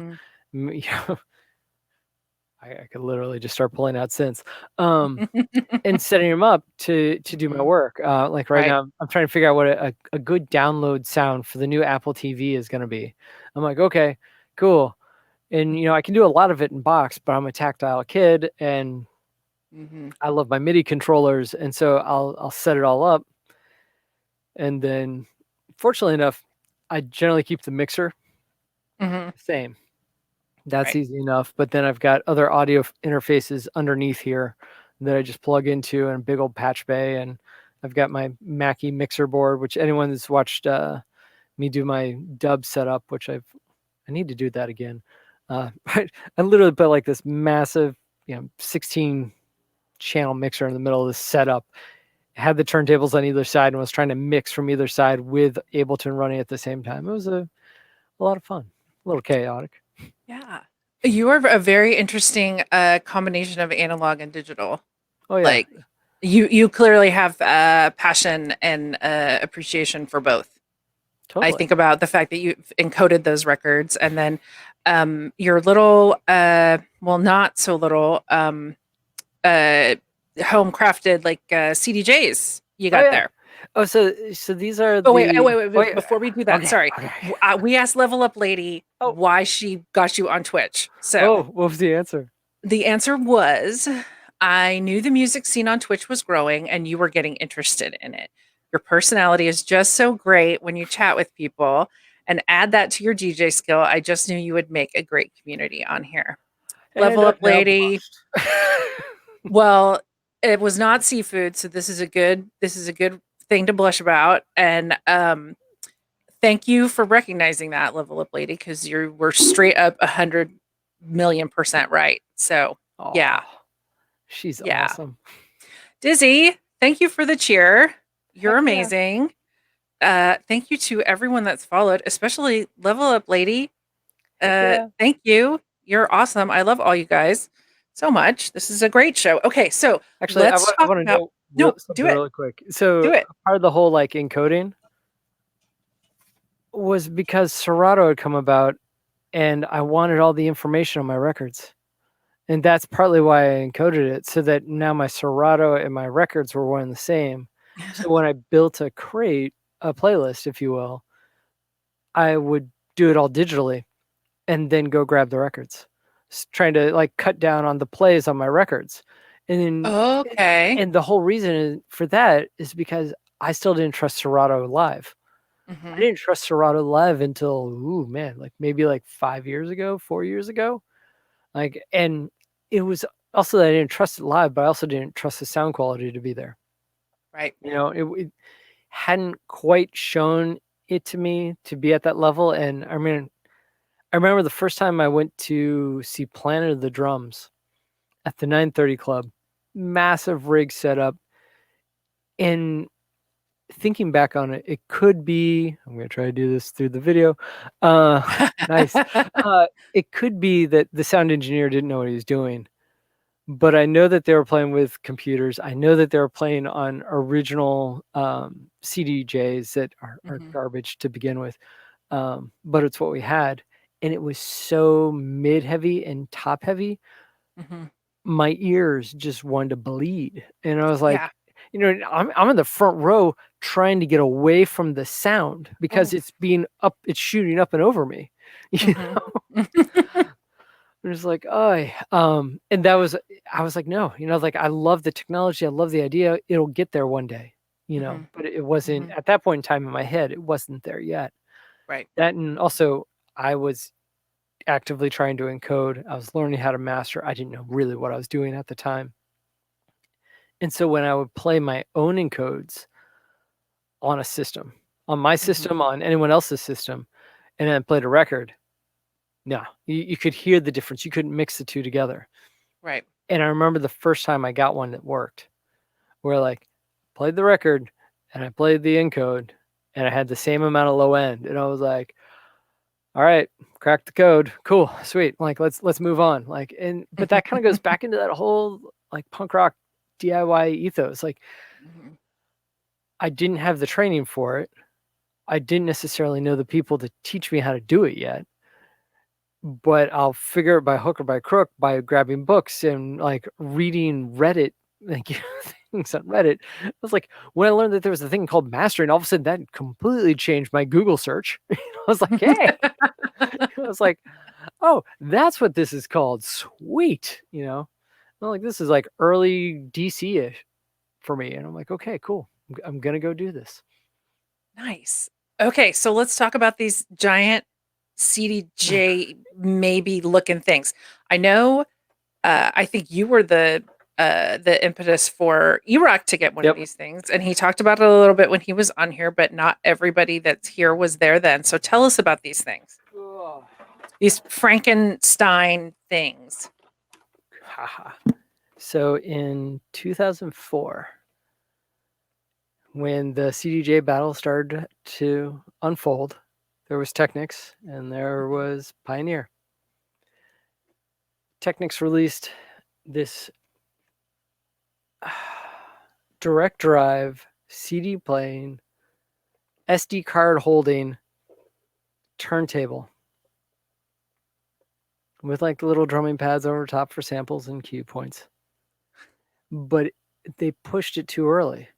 Mhm. And so it didn't have the final firmware update on it. When it went out, it had this horrible digital sound when you'd scratch it. And so it sounded, I mean, it's in the 90s, you probably wouldn't have known it, but as far as a real vinyl DJ, you'd lose your damn mind. And then Mhm. Pioneers didn't have that problem. The Denons didn't have that problem. Um, and so Technics got their ass handed to them real quick. I'm going to put this down. Yeah, I'm sure it's heavy. It looks heavy. It's a Technics. It weighs a flipping ton. And what's funny to me is that like back in the day, I didn't want them. Like I wanted records. I wanted to be. I mean, at that point in time, as the CDJs were coming out, I was buying everyone's turntables and their records, flipping the turntables, buying more records. So it became like this thing. I mean, I was a Craigslist junkie in this area, buying, selling, and half the vinyl behind me I got for free buying the turntables because the vinyl was worthless, quote unquote. Right? And so like when I'm digging through these tunes and like I'm finding old flyers, I'm finding weed, I'm finding like all sorts of shit like in these things, like I'm laughing, but it's like you can also tell when you had a working club DJ that had a fog machine because there's this film, Yep. that's on Yep. everything, and you got to clean it all off. But I digress. So like in this battle that was happening, Technics gets owned early out the gate Right. and they never came back from it. Right. Now, obviously they pushed the firmware after that. The damage was done. Now there's this guy in the UK, Stuart, shouts out to him, who's gone in and has done all sorts of crazy modifications. One of them is to rip this LED part out, rip this off, and then you can throw on a standard 10-inch and it gives you a spindle to drop in here. You can also then take this LED mount off if you want, and he makes, or you can build one. He gives you a DIY kit to make it, a little stand for it, and run it out the back. And so one of the upcoming Twitch streams, multiple streams I'm going to end up doing, I'm going to DIY these guys to be their MK2 battle badassery. So yeah, that's the push. So what do you do with them now? Do you have CDs in them? Do you use the SD card or like? So the SD card runs off some crazy Panasonic. You have to have like this SD card reader that Panasonic made. Oh man, it runs Windows 10. But besides that, it's just old school Serato disc, Wow. And they work like a champ. They're so dialed in and so tight. I'm used to Technics where I've got a little bit of loose. I've got a little bit of play with it. Right. And it's actually the hard part with me with controllers is that there's not that play. Mhm. And so I'm used to finessing it, push it, listen to it, push it, listen to it, where now it's so precise. And then on top of that with the sync button, I mean, you don't have to spend that time. Right. And part of me now looks at that as a bonus. But the pure, but it took a long time for me to get over the purity of it. I'm like, oh no, but I've been doing it for so long this way. Now I've got to learn another way. Right.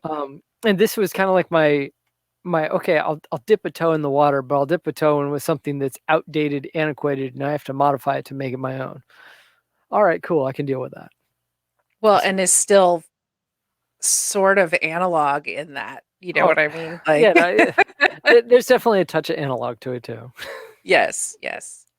Yeah, it's interesting that you brought that up. I like I think it was on one of Darth Liquid's streams that we were talking about sort of back when I was still DJing in 2000, like sync technology was pretty new and I know I was one of them. Oh, it's cheating and blah blah blah, and that's not real DJing and yada yada. But just like you said, like I love that you like. I love that you mentioned sort of the value of.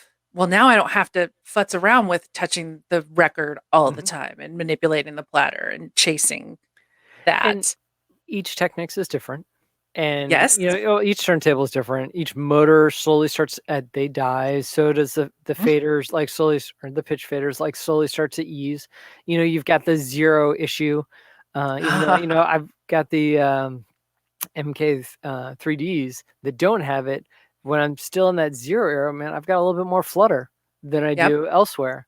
And that's a real thing. It's actually why I don't generally encode on my Technics.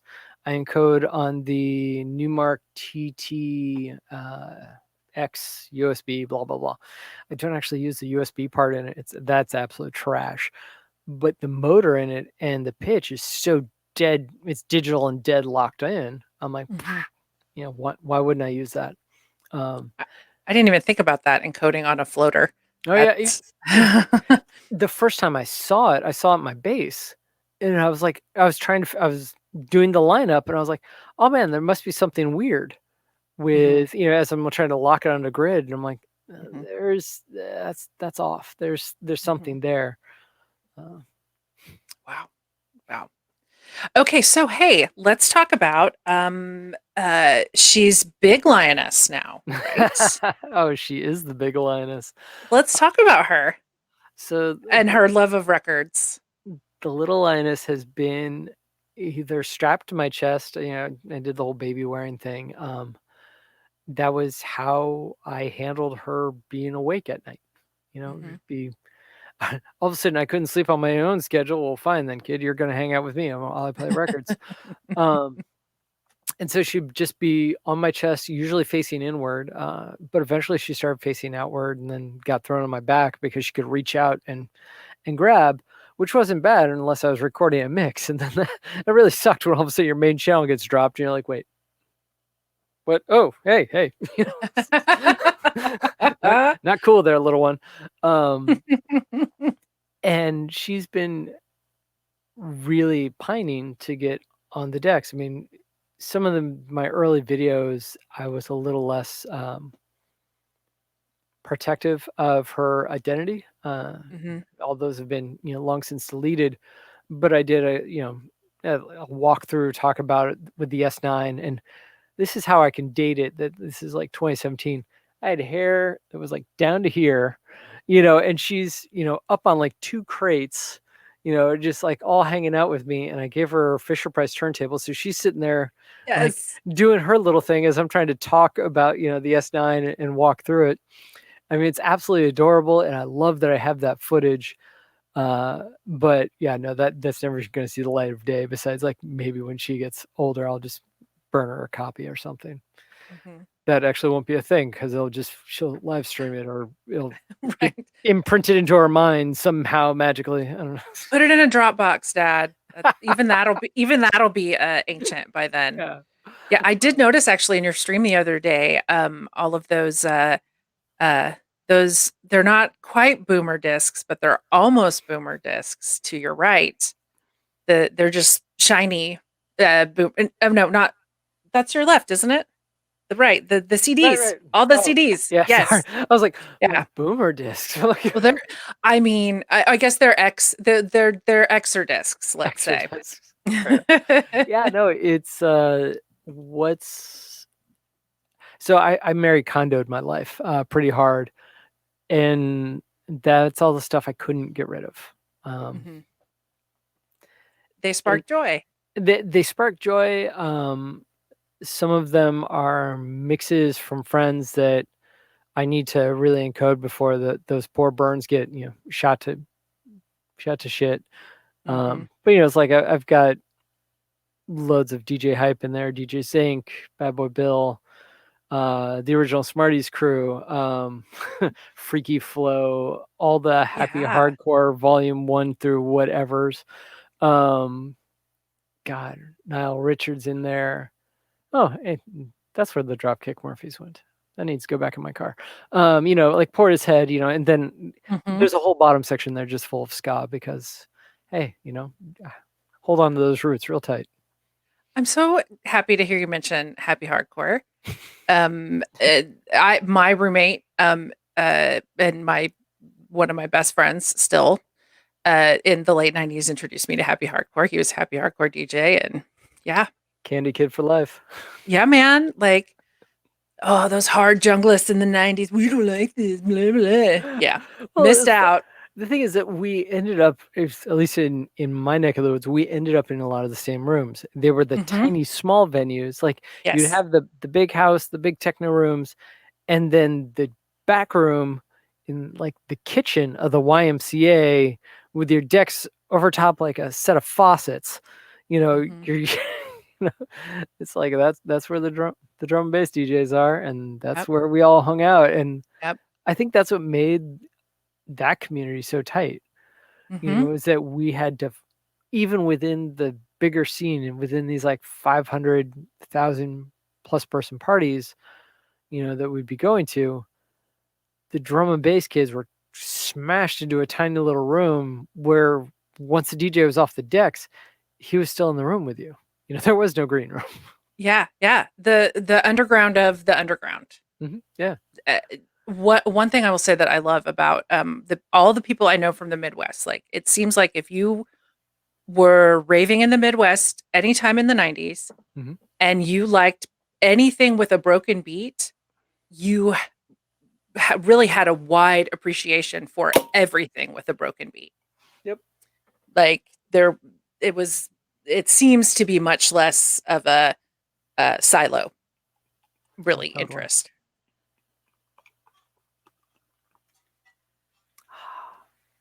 I'm jealous. I have no beer in my house. Very sad. Well, when you make your own, it's it's more it's your laziness that's when you don't have beer in your house. Okay, so that actually I thought about this earlier today that we would want to talk about this. Hey 916 Junglist, good to see you. Yeah, you're not happy enough for Happy Hardcore. I don't know, man. My pants were You just might be getting there. my pants were just never big enough. I tried, man. I had those Jankos with a mammoth on the butt. Like I rolled around in those puppies for ages, but they were just never big enough. My roommate made my fat pants. She was a seamstress and she, blew them out for me. Super fun. My first set of fat pants were military like white parachute pants, like Arctic like style pants, right? Oh, I cut the seam down. I dyed them like gray. Cut the seam down on them, and then got this like Elmo fur fabric. It had like this 1 foot strip down the side, but I kept the pull string. So when I was like hucking with all my records, I wouldn't trip over my pants. When it was rain, I just tightened it up. And also could help at those parties with wet floors, I'm sure. Mm-hmm. Been there. And the foam pit would happen. I was like, oh, nope, tightening those up. Oh, no.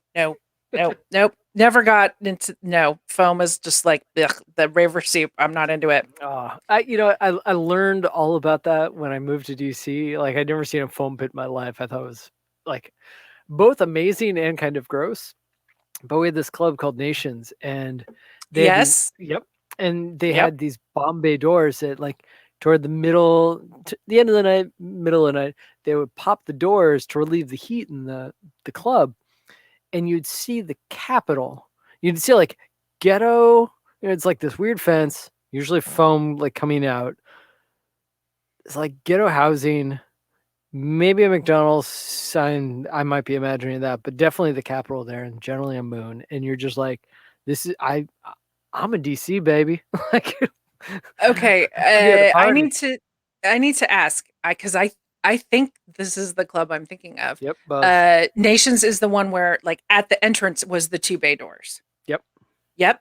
So I celebrated my 21st birthday at Nations. Like I turned 21. Yeah. I turned 21 at midnight that night and got to go in the 21 and up line. Wow. Right on. Yep. Big deal.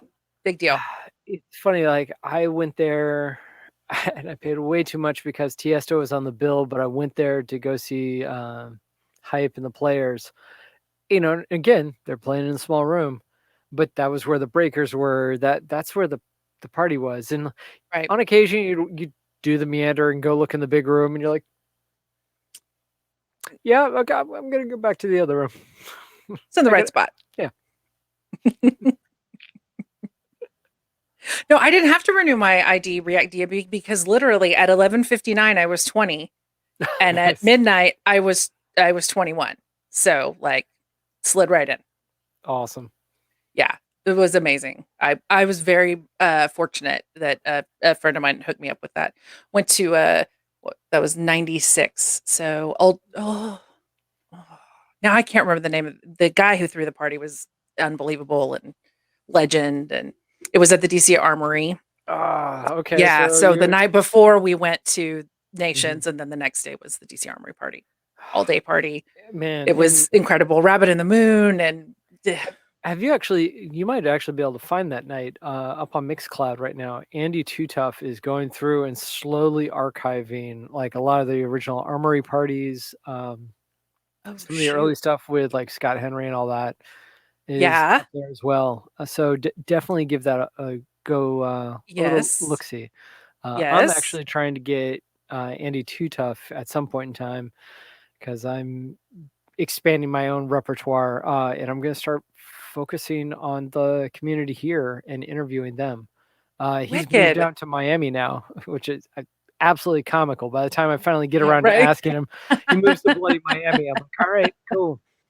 But I'm going to try to get him on the horn by the end of the month to do something similar to this and tell tales Nice. and just Nice. shoot the breeze about what it was like. Because Too Tough Yep. is the crew that I want to be in and a part of when I came to DC, but they weren't having any part of my Midwest ass. I mean, and I don't blame them. Like everything that I talked about before with Headroom, I understood that there was a game. I just couldn't quite figure out how to play it. By the time I started getting inroads in it, we were going through the drum and bass recession, of Mhm. 2008. Now, also remind you that I was active, a working professional at this point, and so I wasn't trying to be a DJ full Right. time. And so by the time I was enough of a face in, we had the drum and bass recession. Things went out. Again, I just continued to buy records and was throwing little parties of my own, because, Mhm. well, heck, if I can't get in, screw it. I'm gonna Right. hang out and party in the parking lot. Go punk rock, right? Yeah, Yeah. It's a theme here. We've got I was never a punk rocker, but I get this. I feel this. you do what you do. Um oh wow. Uh so Seabird 13 says grew up hearing about all these DC parties, watching my older sister head out dancing on the weekends. By the time I was old enough, all the old warehouses had been torn down. And Brutal. then you wouldn't come out with us, Sea Bear. That's my sister-in-law there, so big ups. Oh, big ups. Glad you're here. Thanks for being here. Womp womp womp. Well, she's been incredibly nice to you. She hasn't told any embarrassing stories in the chat or asked I mean, she already any did, crazy with questions. the shellfish The question, because shellfish, the yeah, other but half of that was her partner in crime. So uh, sabotage. well, I mean, who hasn't had a weird, anaphylactic reaction on a date in Switzerland? I Yeah, mean, exactly. we've all been there. Oh, Seabird 13 says you took her dancing the first time, though. Oh, right on. That's a big deal. Indeed. Now, was That's that 9:30 Club or was that Club 5? Where'd we go? Oh my gosh, it's 8:45. Oh, Well, it's really? 9:45 for you. Oh, How is crap. that possible? So we I started like right around 7:10. So it's been in like an hour and 35 minutes. Just boom, gone. Love you, it. we've just cracked the surface. Come on now. I know. You are not the first, nor will you be the last person who's been on here that I've said, yeah, 2 hours isn't enough. You're gonna have to come back, which is amazing. Because Sorry, she told me I yeah, was wrong. no, Z Trip. It was a Rock and Roll Hotel with Z Trip. That was for Obama's inauguration during his. Was that the victory lap?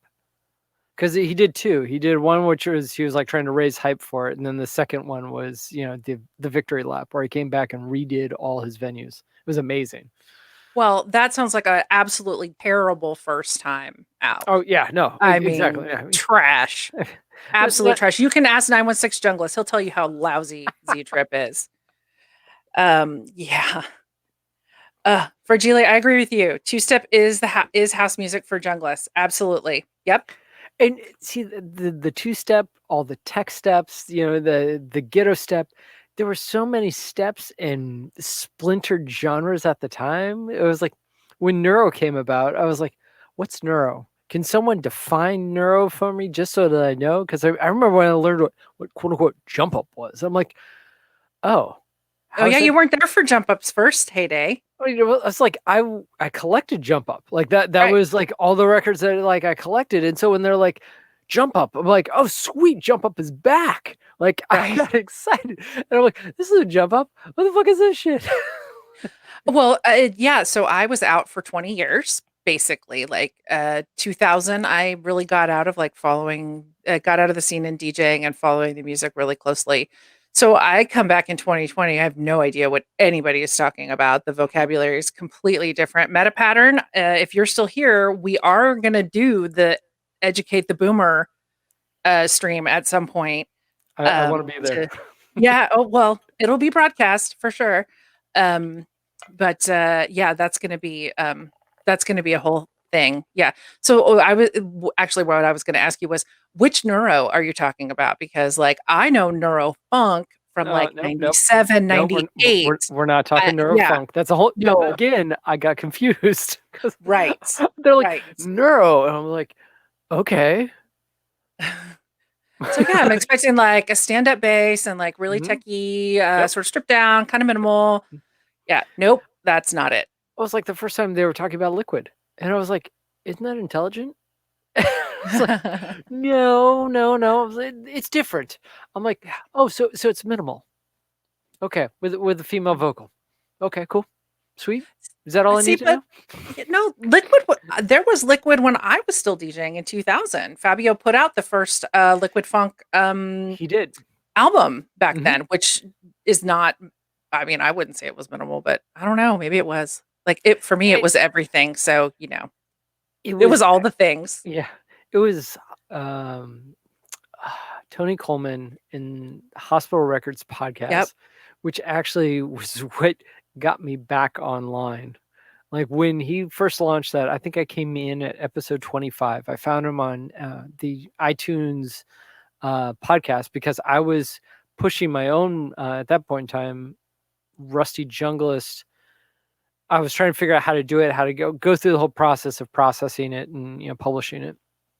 And I think he was up into 25 or maybe 40.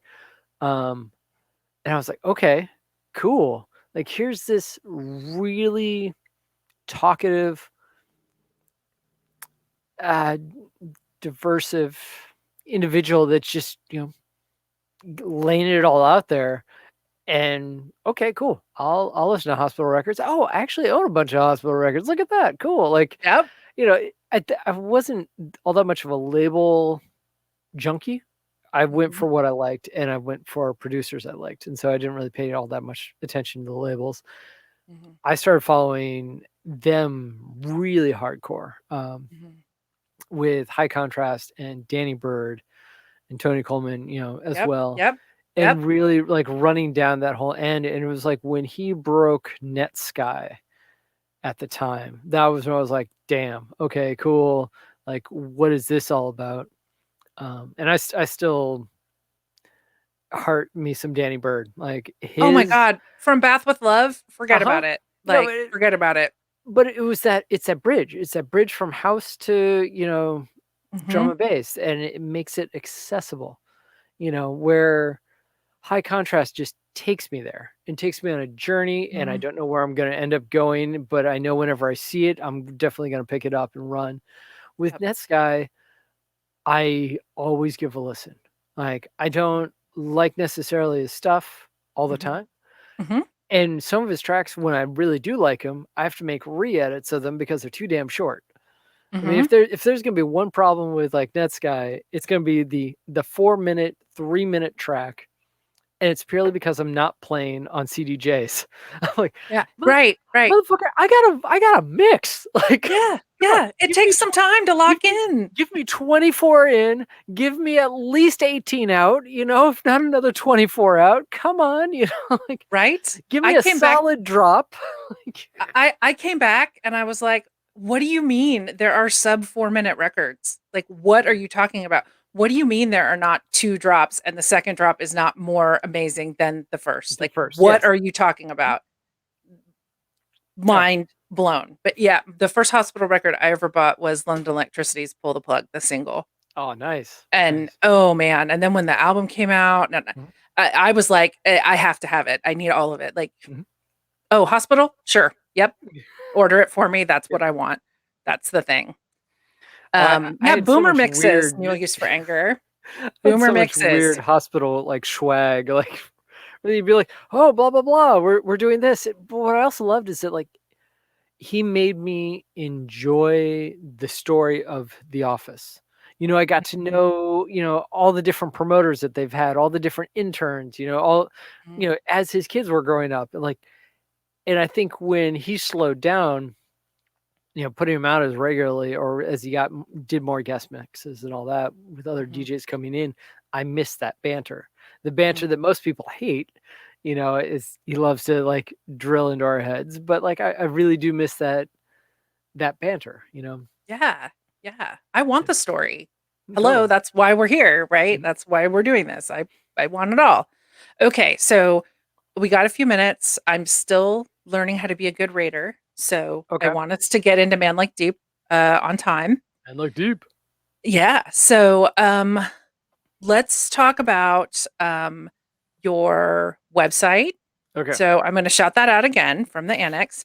And you mentioned it's Rusty Junglist, and what's the other one? What are you So still doing these podcasts or? so Rusty Junglist is the original From the Annex radio show. That was how I said I was going to get back into mixing. I was going to do these podcasts. Here we go. So that's why it was called the Rusty Junglist Show, and I've kind of kept them on as like a running gag, but also to humble me, to remind me where I came from. Mm-hmm. I'm actually going to be archiving them off the front door here pretty soon. So get on in there and make Ooh, some fun of me. get Um, in while you can. because Freddie Wills, my new partner in crime as of 2021, baby, I'm going to be starting to push his mixes with the indelible B-sides, and they are going to be ridiculous. It's not going to be jungle and drum and bass always. It's going to be the story of music and the journeys that you go with it.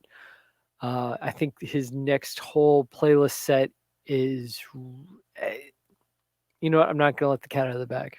I'm going to hold on to it. It's amazing, but definitely go check out the other Spotify playlists he dropped. It's music you put on in the background and then you realize that you've listened to it 3 times over and you haven't gotten sick of it.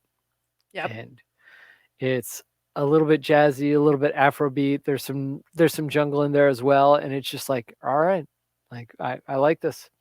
Sounds really great over a nice sound bar with a solid sub. Nice. Okay, so you stream on Mondays at 9 p.m. Eastern. Is Mhm. that correct? 9 to Okay. midnight. 9 to midnight. All right. So yeah, that's early-ish and late-ish for me. Yep. I'm an old lady now. I get up at 5 every morning. So yeah. Um, and so it sounds like, I mean, obviously you do your music, which we love, and you play so many different things. And look at all those records. You could hear anything at any moment, at any time from the And librarian. I mean, one day I'd love to be like T-Mock and No Use and just be like, go to the Discord, choose a record. Yeah. I'll Yeah. pull it. You know, Yeah. I think the thing that I miss in that is that going to the Discord, I would have to have like the section that says, go to the jungle hip hop section or go to the intelligent jungle. It's like, because you tell me it's that. I'm like, fuck, I got no idea where that is. Like, what are you talking about? This is all organized by BPM and harmonic key. Oh my lord. Besides category, I don't do it by Hmm. label or artist or you tell me Aphrodite. Crap, I got Aphrodite all the way through here. Wait a minute. You're the librarian. You don't have a database of all your records that tells you where they are, It's like called physically where Serato. they're No, located? no, no, no. So it's called Serato and iTunes. Actually, iTunes was the original, Hmm. and it's almost that good. The only problem is that I've put in now more metadata, and I haven't distinguished the metadata that is here's where you find it from. Okay, I'm putting together a Raga Jungle night, Raga Jungle Fire, Funk, and then I pull it all up. That is actually another stream I intend to do here shortly, in probably the next month or so. Actually, I need to do it sooner because I got a bunch of new tunes. Is how I categorize it in Serato because I can get a box of new tunes and have it categorized and sorted in about 2 hours. So Whoa. like 80 tunes, I can smash that out with full metadata in about a 2 hour time period at this point. Well, shots have been fired. Uh, Darth Liquid says you need a Dewey Decimal. system, that business. I mean, you call yourself the librarian and you don't know the physical location of all your records. I mean, if I had known this, you would not have been I on this can get show. pretty damn close, but it's more the like, all right, I need that high contrast record. That means I'm digging somewhere here. Right. It's not like I can be like, boink. Right. Well, if you think that's what No Use for Anger does, you haven't watched enough. That's definitely not what happens. But I love what happens on his show. There's stumbling, which I love. Ooh. I was able to pull the high contrast record. There you go. Okay. We got 2 minutes. All right. What else? Okay. So next week, guys, Golden Child's going to be here. But before I get into that, I should have said thank you for being here. This has been so much fun. You're definitely going to have to come back if you want to. I hope you want to, because I would like to do this again. I have a feeling we could go lots of different directions. Clever Gal, thank you for the subscription. Big up. I am Distinct DMB. You're here, or you were here. I love you. She's an amazing DJ. I'm gonna have to get her on here at some point too. There's so many of you amazing folks in this chat. You guys are the reason that I can keep doing this, because I think if it was just me, I don't know if anybody would want to come on. So thanks for being here. You're all amazing. From the Annex, I really, really appreciate it. It has been a blast getting to talk with you. And next week, Golden Child is going to be here, who I'm sure we will also barely scratch the surface of in 2 hours. The man has so many stories, so much knowledge, so many things he's done. I'm prepared to sit and be schooled for sure. I'm just saying and that mesmerized. Needs to be more time. You need to just be like, you know what, screw this. It's gonna be a 4-hour show. 2 hours maybe. We'll rate into someone else if not. Or you go do 2 hours and give me a mix, or give me 4 hours of unadulterated, unfiltered, the full 9 yards. Man, if this was a Friday night, that would be so easy because, no work the next day. The problem is these school nights, man. But no, I could do it. I could make it happen. Do it a little earlier. Come on now. Yeah, it takes a while. I have to rearrange my whole house practically, but I'm moving and hopefully we'll have a permanent space. But yeah, we'll fly by the seat of our pants, right? That's what we talked about earlier, keeping it loose. Okay, it's 9:00. We're going to rate in a man like Deeps. You guys are amazing. I love you. From the Annex, you're amazing. Oh, you guys, this scene has just been everything for me. You know what? Flippin'. Is he on, y'all? This whole stream manager does not make me happy. No, he's on. I see him. He's on. Okay, good. Stupid stream manager telling me he's not on. Oh, ooh, but Scott2 Network is on too. Aw. So many things. So many things. I actually really. Computer. Oh. My Twitch and computer are just not happy with me right now.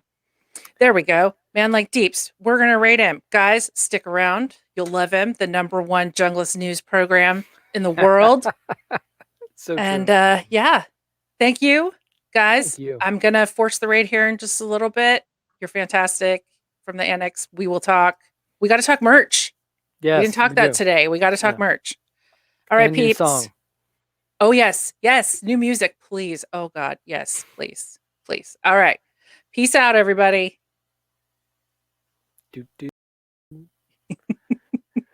Whoops. I swear I kind of know what I'm doing. Sometimes, maybe a little bit. See you guys later.